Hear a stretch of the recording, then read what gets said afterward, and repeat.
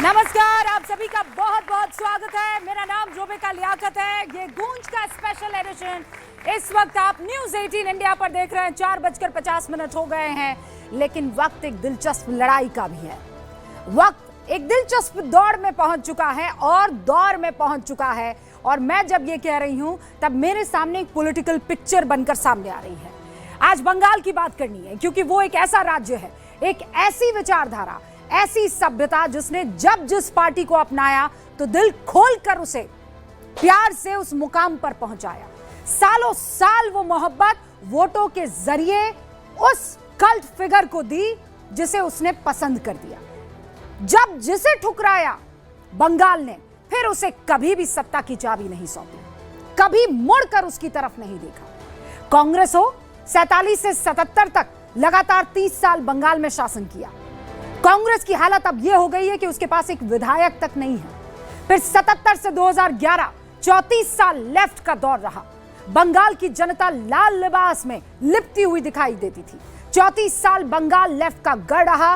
फिर बंगाल ने ममता दीदी को सर माथे पर बिठाया और बीते 15 साल में ममता बनर्जी एक छत्र राज वहां पर कर रही है।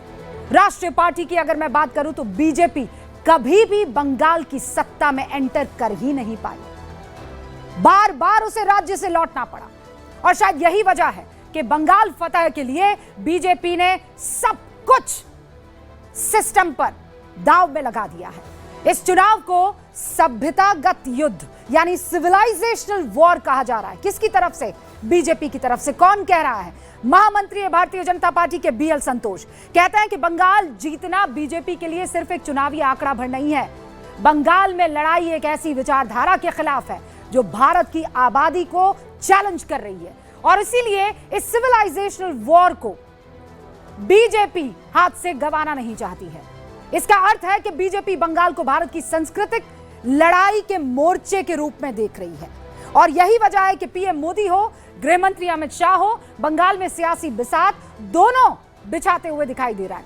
एक इस दिशा से तो दूसरे उस दिशा से। ये दोनों ही नेता जानते हैं कि बंगाल में ममता बनर्जी को हराने के लिए उन्हें गंगा मैया का साथ भी चाहिए, जनता का आशीर्वाद भी चाहिए, बंगाल के भद्र लोग से समर्थन भी चाहिए, मुस्लिम वोट की कार्ड भी चाहिए। बंगाल की सियासत में उस ममता बनर्जी के खेल या फिर खेला से जीतना बीजेपी के लिए आसान नहीं होने वाला है। सवाल यह नहीं है कि मंच किसका भारी है, सवाल यह है कि जनता का मूड किसके साथ है। ममता कहती है बंगाल दिल्ली से नहीं चलता है, बीजेपी पूछती है तो क्या बंगाल हिंसा और डर की राजनीति से चलता है? सवाल यह कि इस बार वोट खेला पर पड़ेगा या परिवर्तन पर। बंगाल के इस महासंग्राम में आखिरी चाल कौन चलेगा, दीदी या दिल्ली? फैसला जनता के हाथ में है, जनादेश दूर नहीं है। इसी पर आज गूंज खास पैनल हमारे साथ मौजूद है, क्योंकि मत भूलिए बंगाल में एसआईआर भी है, घुसपैठ का मुद्दा भी है, भद्र लोग भी है, नितिन नबीन की नए अध्यक्ष के तौर पर भारतीय जनता पार्टी में एंट्री भी है और उनका कायस्थ होना और वहां 15 से 20% कायस्थ वोट भद्र लोग का होना, कैसे ये बिंदु जुड़ते हैं? शुरू कर रहे हैं इसी पर मेहमानों के साथ और देश की जनता के साथ गूंज।